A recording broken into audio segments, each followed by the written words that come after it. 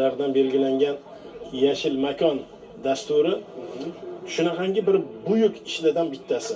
Albatta hozir yangi O'zbekistonimizda prezidentimiz nigohlarini tashamagan, qo'l urmagan sohalari qolmagan.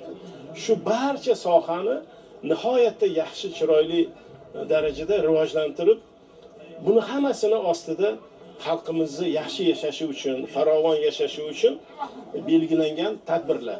Shunaqangi bir tadbirlardan yana bir alohida o'rin tutgani ushbu bugungi biz ishtirok etayotgan yashil makon dasturi. Biz yoshlik paytimizda ham bir oilada farzand tug'ilsa, shu oilani bobolari albatta shu farzandiga atab daraxt ekishgan.